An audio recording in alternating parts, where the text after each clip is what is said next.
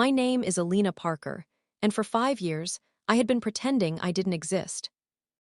I know that sounds dramatic, but when someone destroys your entire life, disappearing starts to feel less like running away and more like survival. I was 37 years old. I lived in a small cabin on the edge of a mountain town in Colorado. The place wasn't much to look at. The paint was peeling, the porch leaned slightly to one side, and every winter the old wood groaned like it was complaining about another year of snow. But it was mine. The cabin didn't ask questions. It didn't judge me. It didn't remind me of the woman I used to be. Most mornings I woke before sunrise. I made black coffee, wrapped myself in my old gray sweater, and sat on the porch while the mountains slowly woke up. I liked the silence. Silence doesn't betray you. People do. The people in town thought I was a widow. I never corrected them. Being a widow was easier than explaining the truth. The truth was ugly. I wasn't mourning a dead husband. I was mourning a dead life. 5 years earlier, I had lived in Seattle.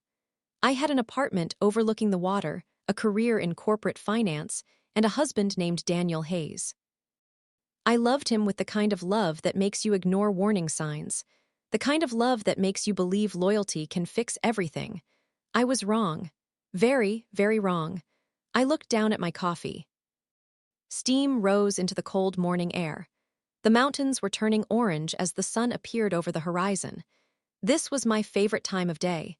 Nobody needed anything from me. Nobody expected anything from me. I could simply exist. Then my phone rang. I frowned. Almost nobody had this number. I looked at the screen. Unknown caller. I let it ring. Then it stopped. A few seconds later, it rang again. Unknown caller. I ignored it. The phone rang a third time. I don't know why, but something inside me tightened. Instinct. The same feeling you get before bad news arrives. I answered. Hello, silence, then a man's voice. Is this Alina Parker? I froze. I hadn't heard that name spoken aloud in years. In town, I introduced myself as Emma. The bank knew me as Emma. My landlord knew me as Emma. Even my mail arrived under Emma's name. Nobody here called me Alina. Nobody. I stood up from my chair. Who is this? The man ignored my question. Are you Alina Parker? His voice was calm, professional, measured. I didn't answer. I simply waited. Then he sighed. I'll take that as a yes. Every muscle in my body became tense. I suddenly didn't like this conversation. Who are you? I asked again. A pause. Then he said something that made my blood turn cold. Someone paid us to find you. The world seemed to stop. I forgot about my coffee. I forgot about the mountains. I forgot to breathe. For 5 years, I had hidden from my old life. And somehow, someone had found me. I gripped the phone tighter. What did you say? You heard me. Who paid you? Silence. I could hear wind on the other end of the line. Then he answered. Your ex-husband. I sat down hard in my chair. Daniel. I hadn't heard his name in years. I never said it, never wrote it, never allowed myself to think about him for long. Because every memory of Daniel came attached to pain, I closed my eyes. Daniel, the man who once kissed my forehead every morning, the man who held my hand when my father died. The man who promised he would love me forever, the same man who shattered my life into pieces. I swallowed hard. What does he want? The man's answer came immediately. I don't know. I didn't believe him. Nobody hires professionals to find someone unless they want something. Who are you? I asked. Another pause. My name is Marcus. Marcus what? Just Marcus. Professional, definitely professional. Where are you? That's not important. I stared at the mountains. Snow covered the peaks like white blankets. Everything looked peaceful. But suddenly I didn't feel peaceful anymore. I felt hunted. I lowered my voice. How did you find me? Marcus laughed softly. You're good. I didn't answer. You changed states. Silence. You changed your name. More silence. You deleted your social media. I swallowed. You moved 3 times in 5 years. I gripped the phone tighter. And you pay for almost everything in cash. A chill moved through my body. He continued. You don't trust people. You don't stay in one place for long. You avoid attention. He paused. Honestly, you made this difficult. I couldn't speak, because every word he said was true. every single word. He knew everything. Finally, I found my voice. If you found me, then Daniel knows where I am. No, I blinked. No, no, I frowned. Then why are you calling me? Marcus was quiet for several seconds. When he spoke again, his voice had changed. It sounded different, softer. We found you yesterday. I waited. This morning, we learned who you are. I frowned. What does that mean? He ignored the question. Instead, he asked one. Did your father used to work for the fire department? I sat perfectly still. Every sound around me disappeared. How do you know my father? Silence. Then I heard him exhale. Because 20 years ago, your father carried me out of a burning apartment building. I couldn't speak. He saved my life. I closed my eyes. Dad. Even after all these years, hearing someone talk about him still hurt. He never even knew my name, Marcus continued quietly, but I never forgot his. I swallowed. My father had died 7 years earlier. Heart attack. No warning. 1 minute he was laughing at a barbecue. The next minute he was gone. I still missed him every day. Marcus cleared his throat. When I realized who you were, he stopped. When my team realized who you were, another pause. We decided not to complete the job.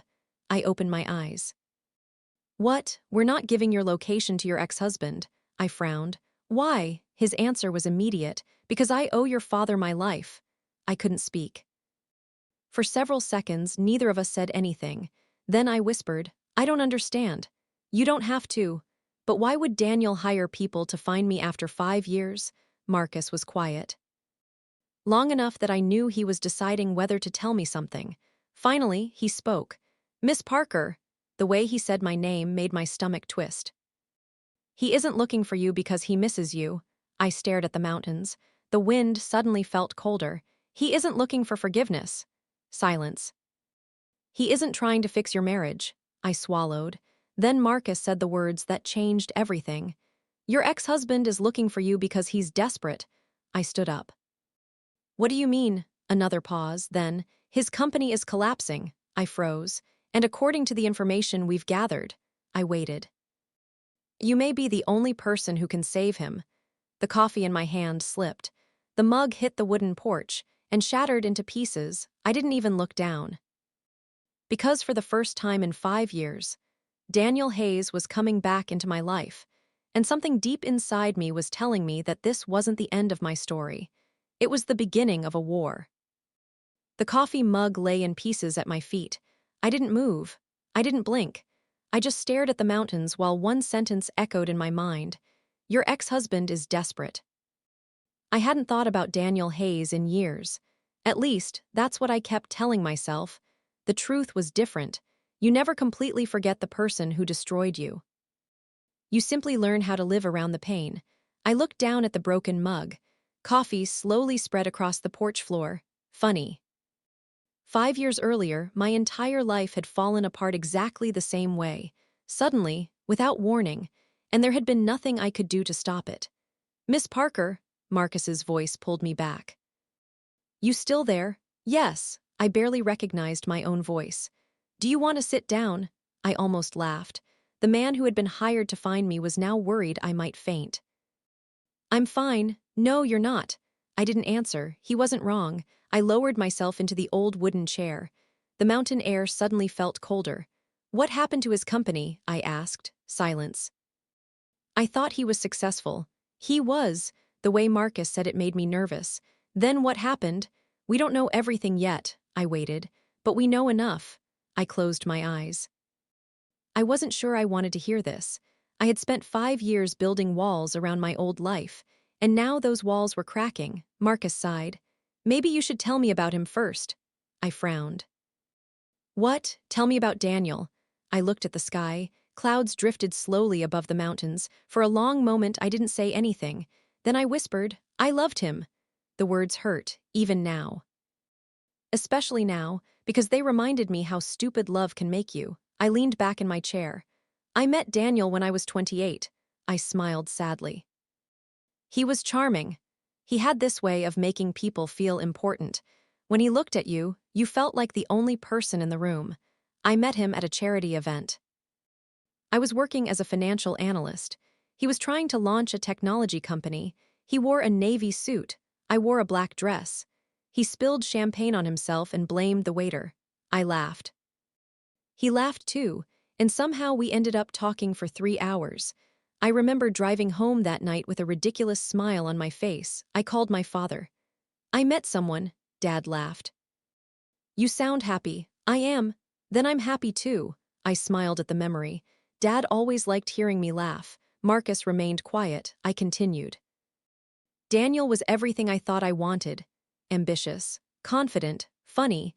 He sent flowers to my office, left little notes on my car, remembered things I mentioned in conversation. He made me feel seen. 6 months later, we moved in together. A year later, he proposed, and I said yes without hesitation. Because I loved him, because I trusted him. Because I thought he loved me too. I was wrong. I didn't see the warning signs. Looking back, they were everywhere. Daniel loved expensive things. He loved luxury restaurants, luxury cars, luxury watches, luxury vacations. He cared deeply about appearances. Everything had to look successful, perfect, and I ignored it. Because when you love someone, you become an expert at making excuses. He works hard. He's under pressure. He's just ambitious. I defended him constantly, even when I shouldn't have. Marcus interrupted gently. When did things change? I stared at the mountains. The day I gave him money. Silence. A lot of money. I nodded before realizing he couldn't see me. Yes, Daniel's company wasn't doing well. Investors had disappeared. Loans were coming due. Employees needed to be paid. I remember coming home one evening and finding him sitting on the kitchen floor. His face was buried in his hands. He looked broken. I don't know what to do. I sat beside him. Tell me, he looked at me. I think I'm going to lose everything. I hated seeing him cry. I hated seeing him afraid. So I did what people in love do. I tried to save him. I had spent years building my savings. I had investments, retirement accounts, emergency funds, everything. I offered him help. He refused. I insisted. He refused again. Finally, he looked at me with tears in his eyes. I can't ask you to do that. I took his hand. Then don't ask. I smiled. I'm offering. I remember exactly what he did next. He started crying. Actually crying. He hugged me and whispered, I'll never forget this. I closed my eyes. I can still hear those words. I'll never forget this. He lied. I invested almost everything I had into his company, almost $500,000. My father thought I was crazy. Elena, that's a lot of money. I know. Are you sure? I smiled. I trust him. Dad became quiet. Then he said something I didn't understand back then. Never give someone so much of yourself that you disappear. I laughed. I told him he worried too much. I wish I had listened. For a while, everything looked wonderful. Daniel's business started growing. New clients arrived. Investors returned. Revenue increased. He called me his lucky charm. He bought me flowers, took me to dinner, held my hand everywhere we went. He treated me like I had saved his life. Maybe I had, then something changed. Success changed him. Or maybe success simply revealed who he had always been. He started coming home late. He traveled more. He guarded his phone. He became secretive. Whenever I asked questions, he smiled. You're worrying for nothing. I wanted to believe him, so I did, until one afternoon. I had forgotten my laptop at home. I came back unexpectedly, and I heard voices. Daniel's office door was partially open. I heard him laughing. Then another man spoke. His brother. You actually did it. Daniel laughed again. I told you she would never question me. I froze. His brother whistled. $500,000, that's impressive. I couldn't move. Then Daniel said something I will never forget. She thinks she's my partner. More laughter. She's basically my personal bank. I stopped breathing. My hands started shaking. I waited, prayed I had misunderstood. Then he continued. I moved everything months ago. What if she finds out? She won't. More laughter. She's in love with me. Silence. Then people believe whatever makes them feel special. I remember the feeling. Like the floor had disappeared. Like someone had reached into my chest and crushed my heart. I pushed the office door open. Both men looked up. Daniel's smile vanished. I don't remember walking inside. I only remember asking one question. What did you say? Silence. Nobody moved. I looked at Daniel. Tell me I heard that wrong. Nothing. I looked at his brother. He looked terrified. I looked back at Daniel. Tell me. Still nothing. Then I noticed papers on the desk. Legal documents, company records, share agreements. I picked them up, and suddenly, everything made sense. The company wasn't ours. It never had been. My name had been removed. Ownership had been transferred. Shares had been moved. Assets had disappeared. I looked up slowly. Daniel was staring at me, expressionless, cold, like I was a stranger. I whispered, when? Silence. When did you do this? Finally, he spoke. Months ago. I thought my heart would stop. Months. He had already stolen everything. While kissing me goodbye every morning, while sleeping beside me, while saying he loved me, I stared at him. Why? His answer changed my life because he shrugged, actually shrugged, and said, I did what I had to do. I couldn't breathe. I couldn't think. I couldn't understand how the man I loved had disappeared, because the person standing in front of me wasn't my husband. He was a stranger, and I didn't know it then. But that moment was only the beginning, because the man who had stolen my money was about to steal everything else too. I stood there holding the documents.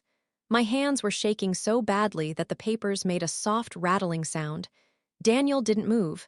His brother didn't move. Nobody said anything. The room suddenly felt too small, too quiet, too cold. I looked at the documents again. Every page carried the same message. I meant nothing, not to the company, not to the money, and apparently not to my husband. I looked at Daniel. For 10 years, I had memorized every expression on his face. I knew when he was tired. I knew when he was nervous. I knew when he was lying. But at that moment, I didn't recognize him at all. He looked like a stranger. Were you ever going to tell me? I asked quietly. He crossed his arms. I was trying to protect the company. I actually laughed, not because anything was funny, because I couldn't believe what I was hearing. Protect the company? His jaw tightened. You wouldn't understand. I stared at him. I had spent years helping him build that company.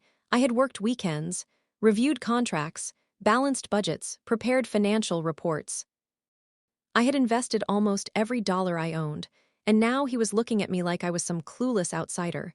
You used my money. I invested it. You stole it. He sighed impatiently. No, Alina. He looked almost annoyed. You're being emotional. That sentence hit me harder than everything else. You're being emotional, as if betrayal had an acceptable reaction. As if my pain was inconvenient, I looked at him, really looked at him, and for the first time, I saw it, the arrogance, the selfishness, the complete lack of guilt. This wasn't a man who regretted hurting me. This was a man who regretted getting caught. I felt something break inside me, not my heart, that had already been breaking. No, this was something else. It was the part of me that still believed he loved me. That part died right there. I placed the papers on the desk. When were you planning to tell me? I asked. He rubbed his forehead. I don't know. Tomorrow, silence. Next week, nothing. After I gave you more money, he looked away, and that was my answer. I took a step back. I suddenly couldn't stand being near him. I needed air, I needed space, I needed to wake up, because this didn't feel real. 10 years. 10 years of love, 10 years of trust, 10 years of believing I knew someone. Gone. Destroyed in 5 minutes. I turned toward the door. Where are you going? He asked. I looked at him. Home. I wanted to go home. Then I remembered something. I was already home. This was my house too, and somehow, I felt like an intruder. I walked into the living room. Pictures covered the shelves, vacation photos, birthday photos, wedding photos, our entire life together. I stared at one picture, our wedding day. I looked so happy. Daniel was smiling beside me. I picked up the frame, and suddenly I couldn't stop crying. Not because I missed him, because I missed her. The woman in that picture, she believed in love. She believed people kept promises. She believed loyalty mattered. I barely recognized her. I heard footsteps. Daniel entered the room. Please stop crying. I looked at him. I couldn't believe he had said that. Not I'm sorry. Not I made a mistake. Not forgive me. Please stop crying. because my pain was making him uncomfortable. I wiped my tears. Did you ever love me? He looked surprised. What kind of question is that? I waited, he sighed. Of course I did. Did past tense, I swallowed hard. When did you stop? Silence. When the company started succeeding? No answer. When I gave you money? Nothing. When? He looked tired. Then he said something I never forgot. Love isn't enough, Alina, I frowned. What does that mean? It means people change. I stared at him. No, I shook my head. No, people reveal themselves. His expression hardened. Don't do this. Do what? Try to make me the villain. I couldn't breathe. I actually couldn't breathe. The villain, I almost laughed again. I had been robbed, lied to, manipulated. And somehow he thought I was being unfair. I realized something terrifying. Daniel didn't think he had done anything wrong. In his mind, I was simply collateral damage. I sat down. Suddenly exhausted. I don't know who you are. He became quiet. Neither do I thought. The room fell silent. Finally, he spoke. What happens now? I looked up. What happens now? He nodded. I couldn't believe it. He was asking like we were discussing business. Like our marriage was a contract ending. I stared at him. I don't know. He nodded once. Then he said, I think divorce would be best. I forgot how to breathe. Divorce. He had planned this. Of course he had. Everything suddenly made sense. The documents, the transfers. The hidden accounts. He hadn't been preparing for an argument. He had been preparing an exit, and I had been too in love to notice. I looked at him. How long? Silence.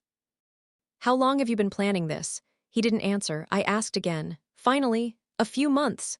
A few months. For months, he had been planning to leave me. For months, he kissed me goodbye every morning. For months, he told me he loved me. For months, he had been acting. I felt sick. I stood up and walked toward the bathroom. I barely made it to the sink. Then I threw up. I heard him behind me. Alina, I held up my hand. Don't. He didn't move. Please leave. Silence. Then I heard him walk away. I stayed there for a long time, looking at myself in the mirror. I looked terrible. Red eyes, shaking hands. Pale face, I looked broken because I slowly slid to the floor. And for the first time in my adult life, I didn't know what to do. I called the only person I wanted, my father. He answered immediately. Pumpkin, I burst into tears. Dad, his voice changed instantly. What's wrong? I couldn't speak. Alina, I tried. Nothing came out. Sweetheart, where are you? I finally managed one sentence. He lied to me. Silence. Then I'm coming. An hour later, Dad arrived. The moment he saw me, his face changed. He wrapped his arms around me, and I cried like a child. I cried for my marriage, for my money. For my future, for the woman I used to be. Dad didn't say anything. He just held me. Finally, I looked up. I feel stupid. He shook his head. No, I should have known. No, I trusted him. Dad gently touched my face. That's not stupidity. I looked at him. Then what is it? He smiled sadly. That's love. I cried again. He sat beside me for hours. Eventually, he asked, what are you going to do? I didn't know. I honestly didn't know. Because my entire future had disappeared in one afternoon. And the worst part? I still loved Daniel, even after everything. That's the terrible thing about betrayal. Love doesn't disappear immediately. It leaves slowly, painfully, one piece at a time. I didn't know it then. But losing my marriage was only the beginning, because within a few weeks, I would lose my money, my home, my career, and eventually, I would disappear completely. And 5 years later, the man who destroyed everything would come looking for me again. People think heartbreak happens all at once. It doesn't. Heartbreak is slow. It's waking up every morning and remembering your life is gone. It's reaching for someone who isn't there. It's forgetting for a few seconds and then remembering all over again. For weeks after that day, I lived like a ghost. I barely slept. I barely ate. I went to work and pretended everything was normal. Then I came home and cried. I cried in the shower. I cried while making coffee. I cried while folding laundry. I cried because I couldn't believe this was happening. 10 years. 10 years had disappeared, and somehow the world kept moving. Cars still drove by. People still laughed. The sun still rose every morning. It felt unfair. How could everything continue when my entire world had ended? One evening, my father came to visit.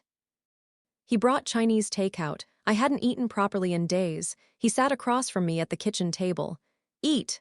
I'm not hungry. Eat anyway. I looked at him. He looked exhausted. I suddenly realized something. I wasn't the only person suffering. My father was watching his daughter fall apart. I picked up my fork. He smiled. Good. We ate quietly. Finally, he spoke. Have you talked to a lawyer? I looked down. No, you need one. I can't. Why not? I swallowed. Because if I hire a lawyer, it becomes real. Dad's face softened. He understood. As long as I did nothing, some part of me could still pretend this was temporary. That maybe Daniel would come home.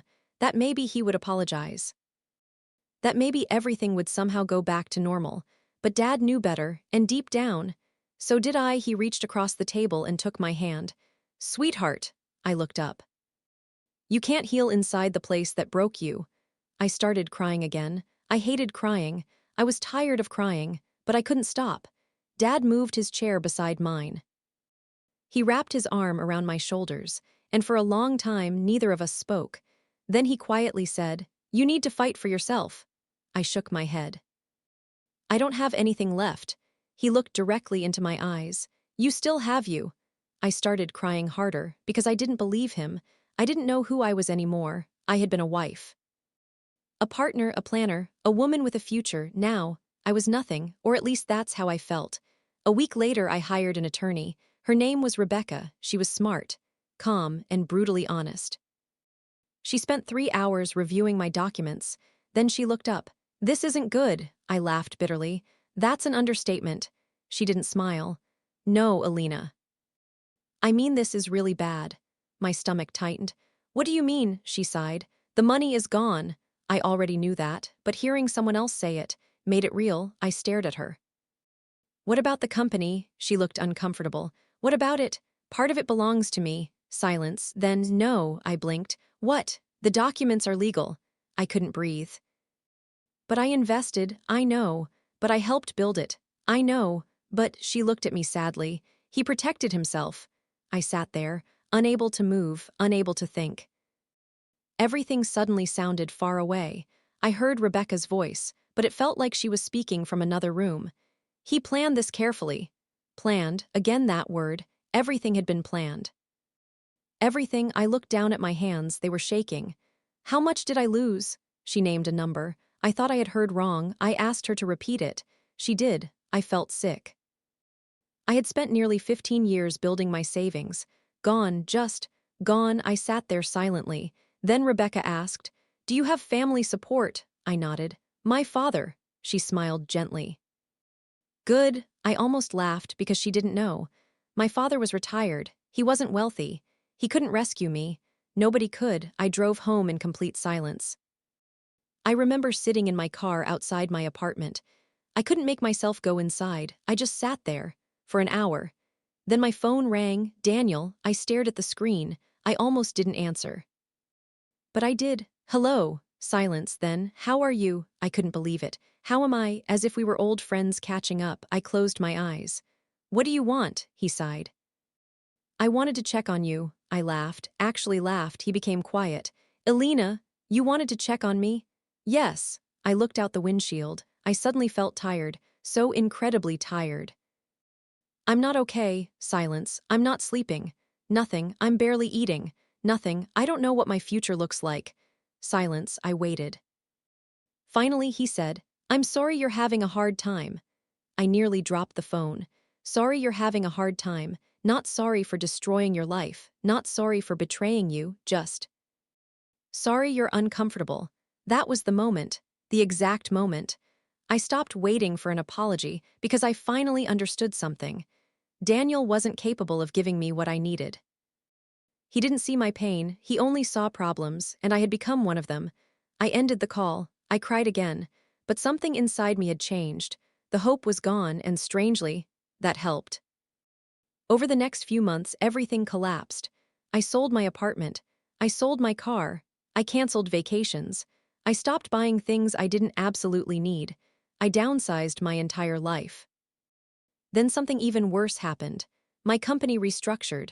My position was eliminated. I lost my job. I remember sitting in my apartment after the phone call ended. I didn't cry. I didn't scream. I simply stared at the wall. I had nothing left. Absolutely nothing. A few days later, Dad came over. I opened the door. He took one look at me and knew. "Oh, sweetheart." I burst into tears again. He hugged me. I hated how often he had to do that. I hated becoming someone who constantly needed rescuing. We sat on the couch. Eventually, I whispered, "I think I ruined my life." He looked horrified. "No, I trusted the wrong person. That's not ruining your life. I lost everything." He became quiet. Then he said something I still remember. "You didn't lose everything." I looked at him. He smiled gently. "You still have your character." I frowned. "What does that even mean?" He looked around my apartment. "You were honest." Silence. "You were loyal." Silence. "You were kind." I started crying again. "And nobody can steal those things from you." I leaned against him, like I had when I was little. I suddenly felt exhausted. Then I whispered, "I want to disappear." He looked at me. "What? I don't want this life anymore." Silence. "I want to leave." He didn't speak. "I want to go somewhere nobody knows me." The room became quiet. Finally he asked, "Run away?" I looked at him. "No," I swallowed. "Start over." Dad stared at me for a very long time, then he smiled sadly. "Maybe that's exactly what you need." 3 months later, I packed everything I owned into my car, a few boxes, some clothes, a few books, and old photographs. That was all. My entire life reduced to a few possessions. Dad helped me load the car. Neither of us spoke much. Finally, I hugged him. "I'm scared." He kissed my forehead. "I know. What if I fail?" He smiled. "What if you don't?" I laughed through my tears.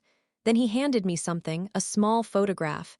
It was a picture of us. I was 7 years old. We were eating ice cream. I looked happy.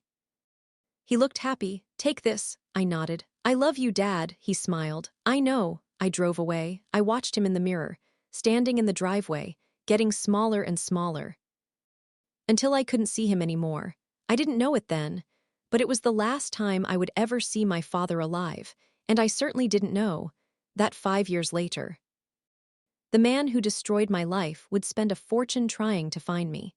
The first year after I left Seattle was the hardest year of my life. I drove for 3 days before I reached Colorado. I had no plan, no family, no friends, no idea what I was doing. I only knew one thing: I couldn't stay in Seattle. Every street reminded me of Daniel. Every restaurant reminded me of our dates. Every coffee shop reminded me of the woman I used to be.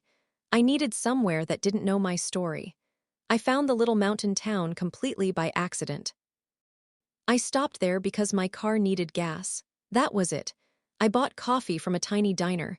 I remember sitting by the window and watching people walk outside. Nobody knew me.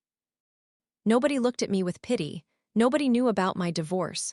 Nobody knew about the money. Nobody knew that my entire life had collapsed. For the first time in months, I could breathe, so I stayed. I rented a small cabin on the edge of town. It was old. The roof leaked. The heater made strange noises, but it was peaceful, and peace was all I wanted. I changed my name. I became Emma.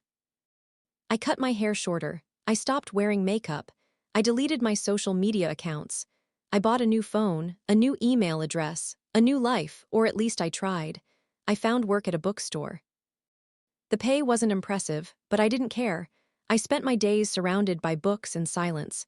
People were kind, simple, honest. I slowly began to heal, not completely. I don't think you ever heal completely from betrayal. You simply learn to live with the scar. Months passed, then a year, then another. I stopped crying every day, then every week. Eventually, I could go several months without thinking about Daniel. I planted flowers outside my cabin. I adopted an old dog from a shelter. I started smiling again, little by little. I found pieces of myself. Then my phone rang one morning. It was my father. I smiled immediately. "Dad." His voice sounded tired. "Hey, pumpkin," I frowned. "Are you okay?" He laughed softly. "I'm fine." He wasn't. I knew him too well. "Dad." Silence. Then, "The doctor wants to run some tests." I sat up. "What kind of tests?" Oh, it's probably nothing. I didn't like those words. What's wrong? Silence. Then he sighed. My heart's been acting strange. I froze. What? Don't worry. Dad, I'm fine. But he didn't sound fine. I spent the entire day anxious. The next morning I called him. No answer. I called again, no answer again. Nothing. I suddenly felt sick. Then my phone rang, an unknown number. I answered immediately. A man's voice. Is this Alina Parker? Yes. Silence. Then, this is Mercy General Hospital. My heart stopped. I'm sorry to tell you this. I don't remember the next few seconds. I remember hearing words. Heart attack, collapsed, doctors tried. Too late. I remember dropping the phone. I remember falling to my knees. I remember screaming. Then nothing. Absolute nothing. Grief is strange. It doesn't feel real. It feels like someone else's life.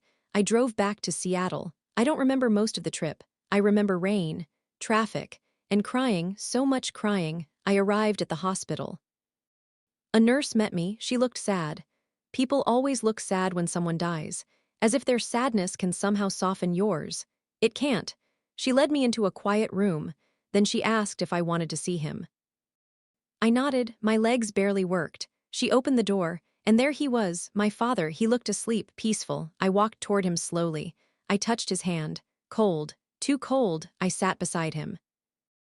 I don't know how long I stayed there. An hour, maybe two. I just kept waiting for him to wake up. He didn't. Finally I whispered, "You said you were fine." Nothing. I started crying. I wasn't ready. Silence. "I still need you." Nothing. I held his hand. The same hand that held mine when I learned to ride a bicycle. The same hand that wiped away my tears after my first heartbreak. The same hand that hugged me when Daniel destroyed my life. Gone. Just gone. I felt like a child again, completely lost. The funeral happened 3 days later. I barely remember it. I remember people talking. Flowers, rain, someone handing me tissues. I remember standing beside his grave. I remember thinking, I am alone. For the first time in my life, I was completely alone. After the funeral, I stayed in Seattle for one more day. I couldn't bring myself to leave. So I went to my father's house. Everything looked exactly the same. His coffee mug sat beside the sink. His favorite sweater hung on a chair. A newspaper rested on the kitchen table. It looked like he had simply stepped outside. I sat on the couch and cried. Hours later, I found something, a small envelope. My name was written on it. I opened it. Inside was a handwritten note. I recognized his handwriting immediately. It said, "Pumpkin, if you're reading this, then I've probably gone somewhere you can't follow yet. Don't spend too much time being sad. Life is too short for that." I started crying. You think you're broken, I know you do, but you're not. You've survived things that would destroy other people. One day you'll realize how strong you really are. I couldn't see anymore because of my tears. And one more thing, don't hide forever. You deserve happiness. You deserve peace. And someday I hope you find both. At the bottom he had written, "Love, Dad." I held that letter against my chest and cried until I had nothing left. The next morning I drove back to Colorado. And that's where I stayed. For 5 years, I lived quietly. Peacefully, I worked, read books, walked my dog, and slowly became someone new. Then yesterday, my phone rang. Marcus. The man hired to find me. I was still sitting on my porch, holding my father's old photograph. The sun had disappeared. Darkness covered the mountains. I hadn't moved in almost an hour. Then my phone rang again. Marcus, I answered. "Hello," his voice sounded serious. "We have a problem." My stomach tightened. "What happened?" Silence. Then he said, "I know why your ex-husband is looking for you." I stood immediately. "What do you mean?" Another pause, then, "He's broke." I frowned. "So, no, Alina." His voice became quieter. "I mean completely broke." I didn't say anything. "His company is collapsing." Silence. "He owes millions." I leaned against the porch railing. And another pause. Then Marcus said something that made my blood turn cold. "According to our investigation, your name still exists inside some of his original financial records." I stopped breathing. "What? He needs you." I stared into the darkness. "No, yes, that's impossible." "It isn't." I shook my head. He couldn't need me. He had taken everything. He had erased me. He had destroyed my life. Then Marcus spoke again. And Alina, I swallowed. There's something else. I suddenly didn't want to hear it. What? Long silence. Finally, he knows where you are now. I froze. The mountains became silent. The wind stopped. Everything stopped. Then Marcus said, and I don't think he's coming to ask for forgiveness. Silence. I think he's coming because you're the only person left who can save him. I looked toward the dark road leading to my cabin. For the first time in 5 years, I wasn't alone anymore. Because somewhere out there, the ghost from my past was finally coming for me.